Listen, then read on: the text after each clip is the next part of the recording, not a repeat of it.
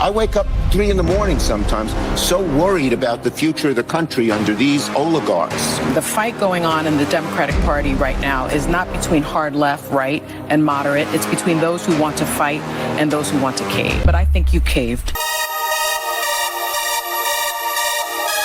Chuck Schumer admits to waking up at 3 a.m. in a fit of rage against Elon Musk and Trump. Is this normal? He has night terrors. He's terrified. He's furious, shaking his hands. Welcome. Watch this. So a lot of people responded to the anguish. I appreciate it. I wake up 3 in the morning sometimes, so worried about the future of the country under these oligarchs or whatever, oligarchs, yeah. I guess. Yeah. Yes. And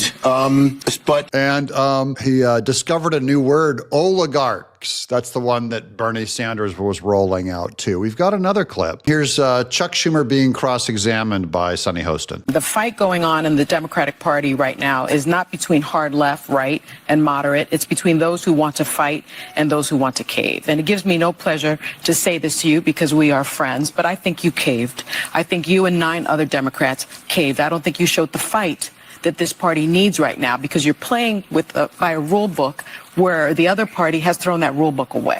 True. And so in my view, what you did really was in supporting that GOP partisan bill that Democrats had no input in, you cleared the way for Donald Trump and Elon Musk to gut Social Security, to gut Medicare, to gut Medicaid. Why did you lead Democratic senators to play by that book that the Republicans are not playing by? Okay, first, I'd say, Sonny, no one wants to fight more than me, and no one fights more than me. You got to fight smart. It is not true. That bill had far less it was bad. I hated it. But it does far less damage to Social Security. He's not finishing his sentence, but he says, you got to fight smart. You got to fight smart. I just want to say that implies that Sunny Hostin is not fighting smart. Therefore, she's fighting, well, I'll let you in the chat tell me what not smart would be. Medicare, Medicaid are far more susceptible to being eliminated, which is what that horrible Musk. Can you imagine this guy Musk, a billionaire, saying $1,100 for a senior citizen is not necessary, but aren't or there a Ponzi cuts scheme? in that bill? There are many fewer cuts in that bill than that would be in a shutdown. But they it was still a bad exist. choice. So we got to. Yes, they exist. But if you have two, have 2 choices, one bad, the other devastating. One chops off one of your fingers, the other chops off your arm. The fight going on. I'll let them fight all day. I only know that Chuck Schumer is among the least popular Democrats right now. When you have all of the View coming after him, in fact, probably the only person that would defend him, who's not a radical on the View, is probably Elisa Farrah Griffin, who'd say, no, he's got a point. You can't shut down the government. The other people on the left, we're on the extremes. I'm on the extreme right. I say shut the government down. I'm fine with it. And in the middle of the party goes, you can't shut the government down. Okay? That's like more the smart, not smart, the centrist part of the party. Sunny Hostin, Whoopi Goldberg, the other ones that are on the far left, they don't care. They're like, shut the government down, including not paying Medicaid payments, welfare payments. They don't care. They're like, shut it down. So these are 2 different tactics. Chuck Schumer in big trouble, terrified of Elon Musk on The View, and that's the good news. So this is Whoopi Goldberg on dealing with Chuck Schumer, who came out the day before, and the radicals in the Democrat Party are furious that Chuck Schumer signed the CR deal, which looks like it gave Trump a win. Yes, so Senate Minority Leader Chuck Schumer was here yesterday to make his case for voting alongside Republicans on a spending bill that kept the government open after saying he wouldn't. But many of his colleagues, including former Senator Speaker Nancy Pelosi, still aren't convinced. Take a look. I myself don't give away anything for nothing. And I think that's what happened the other day.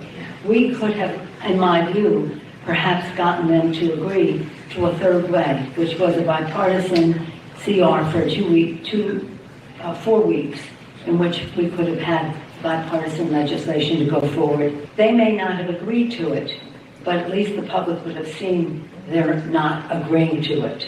So Pelosi throws Chuck Schumer under the bus, and there's Adam Schiff sitting there on her left, throws Chuck Schumer under the bus saying he gave away something for nothing. So she was for a tougher tactic in the negotiation. And Nancy Pelosi's pretty famous for being pretty hardcore on that negotiation back when she was in leadership. Very influential girl. Now, here we're going to go to Elisa Farah Griffin. So I suppose that, do you agree? Well, she backed that bus up over him. I'm kind of stunned by how much Dems are infighting over this. I mean, it was striking to me when Hakeem Jeffries basically declined to say that Chuck Schumer should be the leader. And now Nancy Pelosi, who worked hand in glove with Schumer when she was speaker, now openly criticizing him. But listen, I agree. I maintain I agreed with him. I don't think government shutdowns. I think they're bad for the American public, and he did the prudent thing. But honestly, I think he should consider stepping aside as minority leader purely because his messaging is respectfully disastrous. Just that his messaging, just that his outside coding is disastrous, but that she actually agrees with his policy. This often happens. You just fall out of fashion. Chuck Schumer's just no longer the ability to carry the Democrats' message. He's creepy. He feels old and stale. I don't mean just aging old. I mean his ideas are from a distant past. No different than like bringing up a Boehner or on our side, a Republican side, a Boehner, Paul Ryan. Just your methods are old. Your tactics are old. It's a brand new political lay of the land.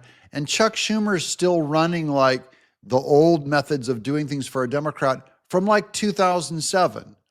So a much fresher new voice would be someone like AOC, who, though she is a crazy lunatic, she's at least a crazy lunatic in a way that modern Democrats are a similar crazy lunatic. So she actually represents kind of the crazy lunacy of the modern Democrat.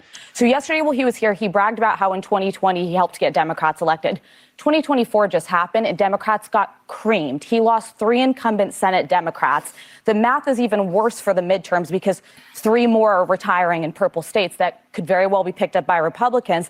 And then he now that's the second time someone has said, because I've earlier quoted Hugh Hewitt, that said he believes we're going to lose the Senate in 2026. This is the second person who has said the Democrats have more trouble in 2026 than Republicans do because they have 3 retirements coming up in purple districts that if Trump remains strong through 2026, those could flip Republican.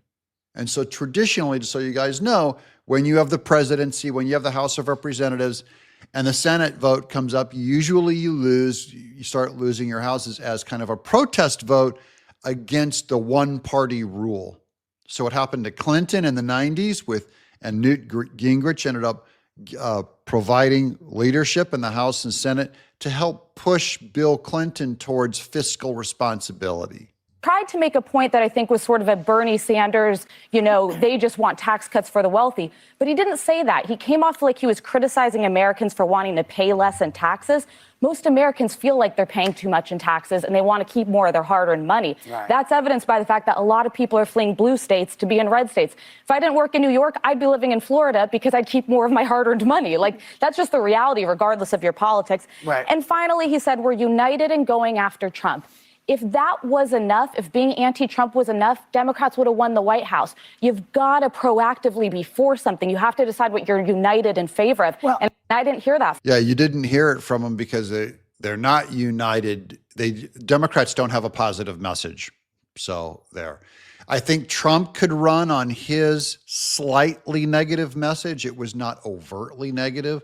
When he ran, he won because he was an opposition party and Joe Biden was an incumbent. So if you're already in power, Joe Biden, all he had to do is defend his record, and he tried, and there was no record to defend.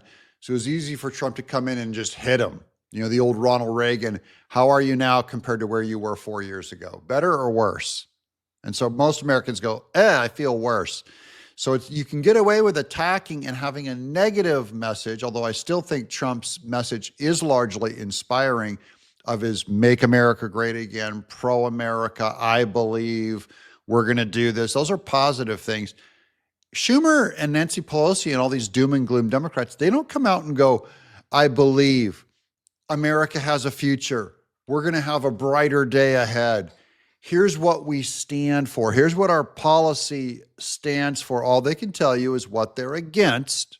Trump's policies are terrible and be afraid and all that. That does not build up your movement. Here's the final quote that we have from Sonny Hostin and Joy Behar kind of going after each other. I don't know, Joy, that they're fighting with each other. They're not fighting a unified fight. That is the problem. The fact that Nancy is now out there criticizing Schumer, stop it already. You know why she's criticizing him? They're fighting over if they're fighting. Because he should have been fighting for that veteran. He should have been fighting for the people of America that are feeling the way that they are feeling.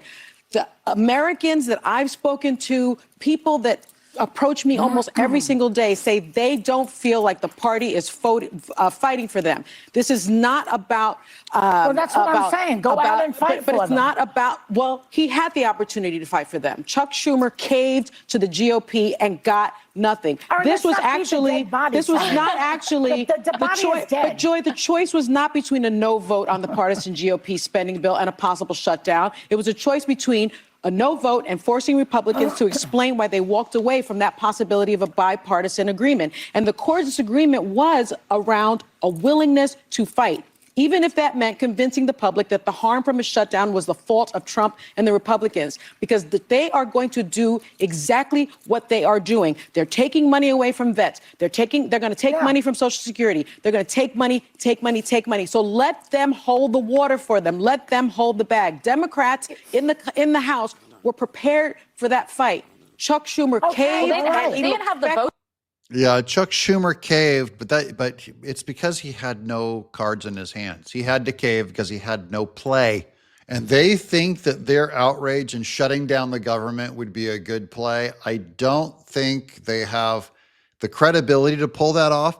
I don't think they have the media coverage anymore to pull off the ability to shut down the government and blame it on the Republicans.